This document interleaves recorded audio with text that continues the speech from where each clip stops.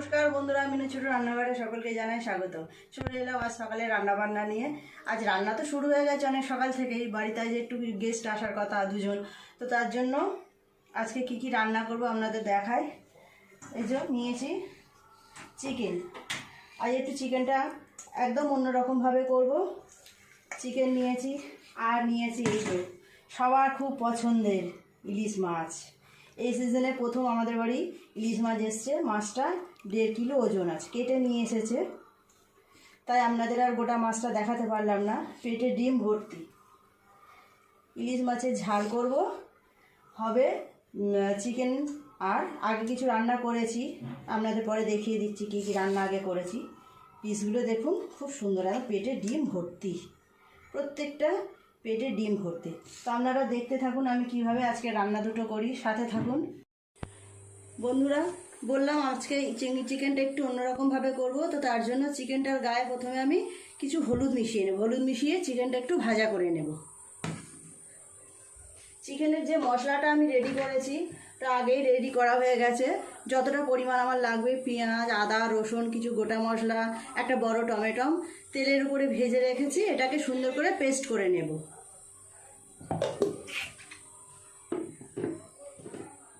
এইভাবে মশলা ভেজে পেস্ট করে রান্না করলে এটা আরও খুব ভালো হয়।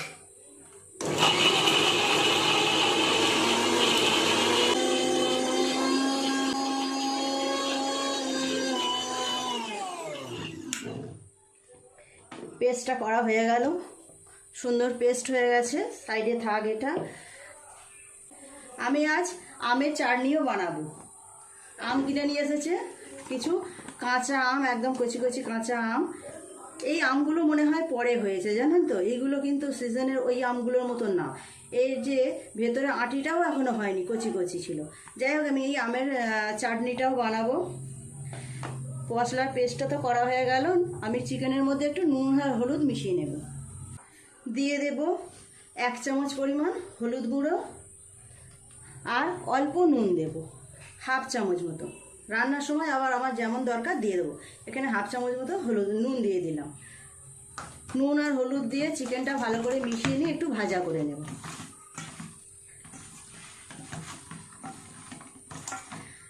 ইলিশ মাছটা আমি কাঁচা লঙ্কা আর সর্ষে বেটেই করব।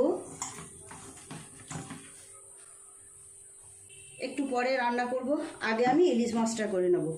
এখানে আমি 2 চামচ মতো 2 রকম সর্ষে ভিজিয়ে রেখেছি। ভিজিয়ে রাখলে বাটাটা তো খুব তাড়াতাড়ি হয়ে যায়, তাই। আর নিয়েছি কিছু কাঁচা লঙ্কা। কাঁচা লঙ্কা আর সর্ষের আগে একটা পেস্ট করে নেব। ইলিশ মাছটা ভাজা করব হালকা করে।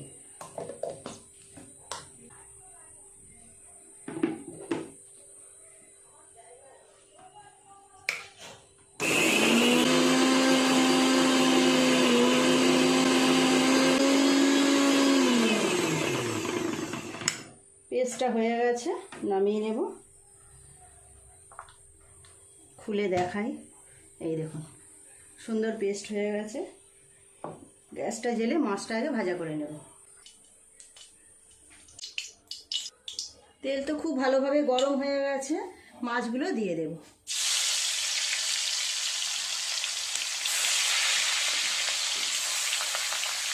এইরকম পেট ভর্তি ডিম এগুলো জানা সবাই খুব পছন্দ হবে। দেখুন, ইলিশ মাছের তো অনেক রকম রেসিপি করা যায়, আজকে আমি এইভাবে ঝাল করব। এই যে সকালবেলায় আমি রান্না হয়ে গেছে ডাল, আর এখানে কিছু ভাজা করেছি। ছোট ছোট করে আলু কেটে ভাজা করেছি, করলা ভাজা করেছি, পটল ভাজা করেছি। এগুলো আর আপনাদের সাথে শেয়ার করা হয়নি, সকাল সকাল ওগুলো করে নিয়েছি। তারপরে ভাবলাম কি যে না, একটু আপনাদের সাথে ভিডিও না করলে হবে না, একটু শেয়ার করি কী কী রান্না করছি না করছি। তাই আমি এই দুটো রান্না আপনাদের সাথে শেয়ার করব। মাছের এই পিঠটা ভাজা হয়ে গেছে, উল্টে অপর পিঠটাও ভেজে নেব। খুব বেশি কড়া করে ভাজবো না।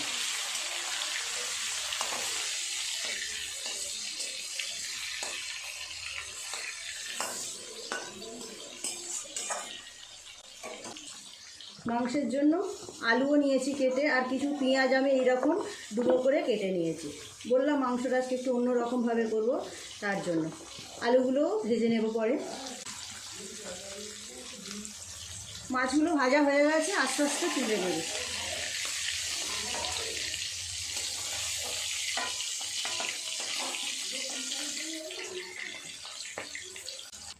বাকি মাছগুলো ভেজে নিই।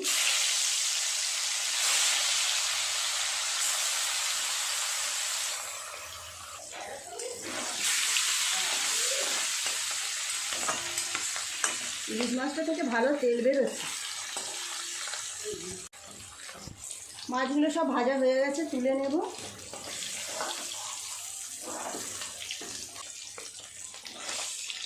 কিছুটা মাছের তেল আমি তুলে নেব। সর্ষের ঝালটা আগে করব। দিয়ে দিলাম কালো জিরে ফোড়ন আর কাঁচা লঙ্কা। সর্ষে বাটাটা এইভাবে ছেঁকে দিয়ে দেবো।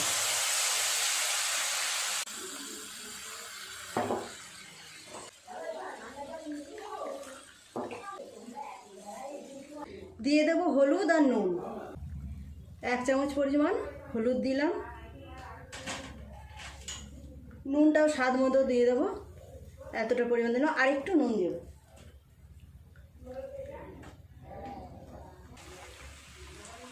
কতটা নিচে সর্ষের ছিবড়ে বেরোলো দেখুন।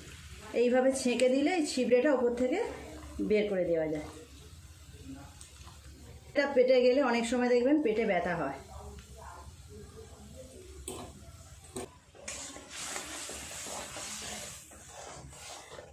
ইলিশ মাছে যাই করা হোক সেটাই হয়ে যায় অমৃত, তাই না বলুন? ইলিশ মাছটা এমনই জিনিস যার কিছু বাদও যায় না, যেভাবেই রান্না করা যায় সেইভাবেই সবার খুব ভালো লাগে। আরও অল্প একটু জল দিয়ে দেবো। একটু ভালোভাবে ফুটে গেলে দিয়ে দেবো মাছগুলো। খুব ভালোভাবে ফুটে গেছে, মাছগুলোকে দিয়ে দেবো। একটু আস্তে আস্তে দিতে হবে যাতে ভেঙে না যায়।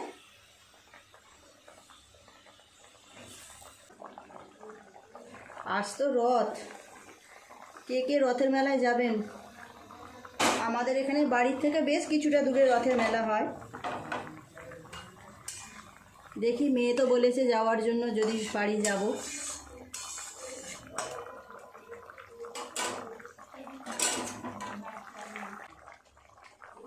মাছের ঝালটা হয়ে গেছে। এই যে মাছের তেল ভাজা তুলে রেখেছিলাম, ওপর থেকে একটু ছড়িয়ে দিলাম, টেস্টটা আরও খুব ভালো হবে। মাছটা নামিয়ে নেব, হয়ে গেছে। সুন্দর দেখতে হয়েছে দেখুন, টেস্টও হবে খুব সুন্দর। আমি আগে চাটনিটা করে নেব, তারপর মাংসটা করব। কড়াই পরিষ্কার করে নিয়েছি, গরমও হয়ে গেছে। দিয়ে দেবো ফোড়নে অল্প একটু কালো সর্ষে। সর্ষেটা ভাজা হয়ে গেছে, আমগুলো দিয়ে দেবো।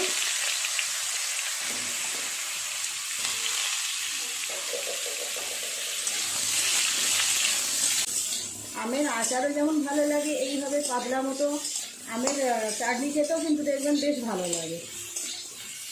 অল্প একটু হলুদ দিয়ে দেবে, খুব সামান্য হলুদ দিয়ে দিলাম। দিয়ে দেবো অল্প একটু নুন, আর একটু নেড়ে চেড়ে জল দিয়ে দেবো।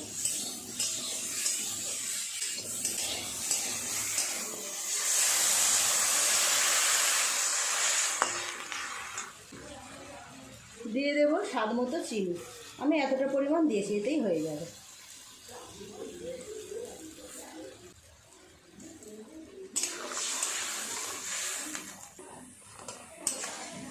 চাটনিটা প্রায় হয়ে এসেছে, আমগুলো খুব সুন্দর নরম হয়ে গেছে দেখুন। আর একটু রসটা কমে গেলেই নামিয়ে নেব। চাটনিটা হয়ে গেছে, এবার নামিয়ে নেব। মাংসটা করে নিলেই আমার আজকে রান্না কমপ্লিট হয়ে যাবে।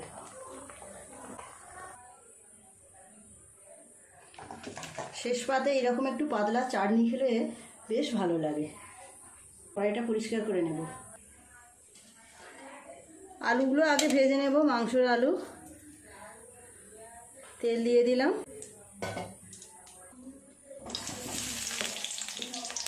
আলুর উপরে একটু নুন আর হলুদ দিয়ে দেবো, অল্প একটু হলুদ গুঁড়ো, আর দিয়ে দেবো অল্প একটু নুন।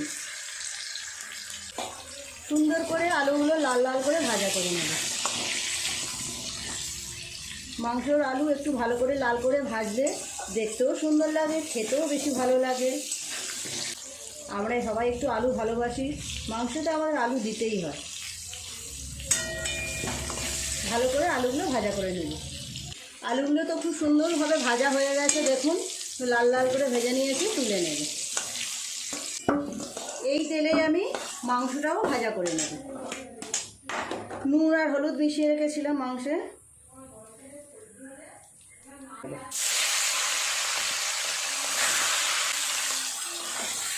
আপনারাও একবার এইভাবে মাংস রান্না করে দেখবেন, স্বাদটা একদম অন্যরকম হয়, খুব ভালো লাগবে। দেখুন মাংসের রঙটা কিন্তু একটু চেঞ্জ হয়ে যাচ্ছে, এবার তুলে নেব। খুব বেশিক্ষণ ভাজবো না, অল্প একটুখানি ভেজে নিলাম, এগুলো তুলে নেব।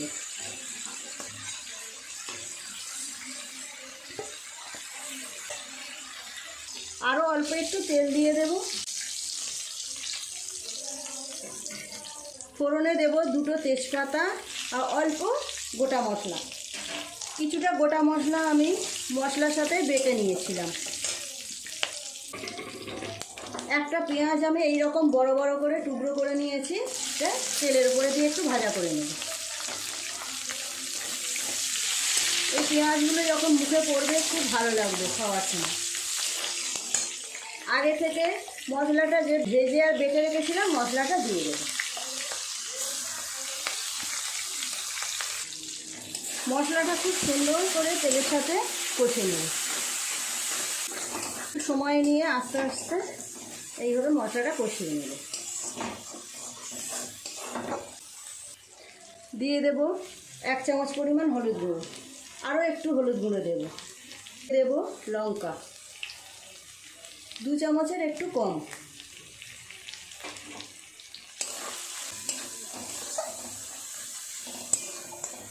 মশলার কালারটা কি সুন্দর এসেছে দেখেছেন। দিয়ে দেব পরিমাণ মতো নুন 1 চামচ, আরও অল্প একটু দিলাম। আমি মাংসতে কিছুটা নুন মিশিয়ে রেখেছিলাম। দিয়ে দেব 2 চামচ মতো ফ্যাটানো টক দই। আবারও ভালো করে মশলাটা কষাবো। অল্প একটু জল দিয়ে দেব, মশলার জার ধোয়া জল আছে অল্প একটু দিয়ে দেব। খুব ভালো করে মশলাটা কষাবো।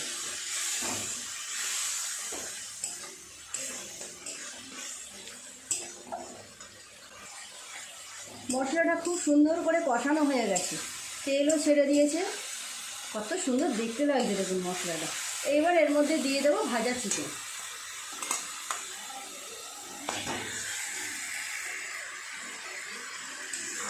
অপূর্ব স্বাদ হয় এইভাবে চিকেন রান্না করলে।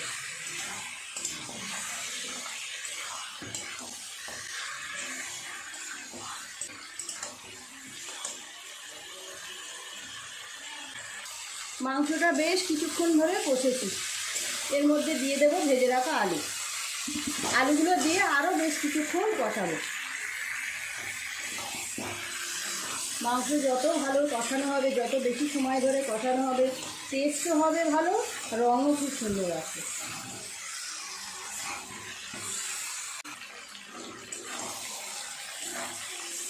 মাংসটা অনেকক্ষণ সময় নিয়ে খুব সুন্দরভাবে কষিয়ে নিয়েছি, অনেকটা সিদ্ধ হয়ে গেছে। উপর থেকে অল্প একটু কসুরি মেথি দিয়ে দেবো, অল্প একটু নাড়াচাড়া করে জল দিয়ে সিদ্ধ করতে দিয়ে দেবো।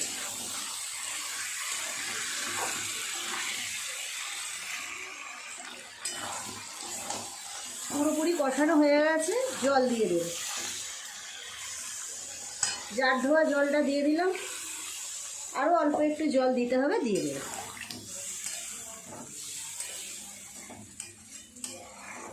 আমি কিন্তু কোনো রকম রং হওয়ার জন্য কাশ্মীরি লাল লঙ্কার গুঁড়ো ব্যবহার করিনি। এমনিই সুন্দর রং এসেছে দেখুন। আর একটু জল দিয়ে দিলাম, চাপা দিয়ে মাংসটা সিদ্ধ হতে দেবো। মাংসটা একবার খুলে দেখি।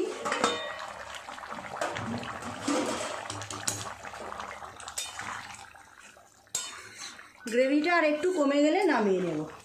হয়ে এসেছে, আর বেশিক্ষণ সময় লাগবে না। আর একটু চাপা দিয়ে রাখবো।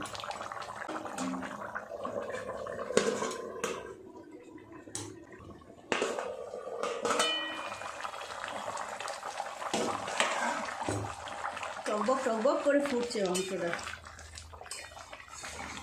হয়ে গেছে মাংস, এবার নামিয়ে নেব। গ্রেভিটাও অনেকটা কমে গেছে। তৈরি হয়ে গেল আমার আজকের দারুণ স্বাদের চিকেন রান্না।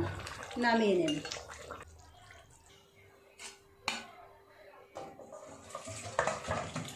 আজকে সব রান্না বান্না কমপ্লিট হয়ে গেল।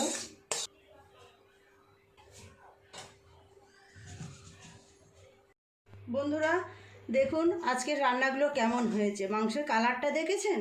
অপূর্ব কালার এসেছে। আর এই যে সিজনের প্রথম ইলিশ মাছ সর্ষে কাঁচা লঙ্কা দিয়ে ঝাল করলাম, এরও টেস্ট হবে অপূর্ব। আর এই আমের চাটনি কেমন দেখতে লাগছে দেখুন।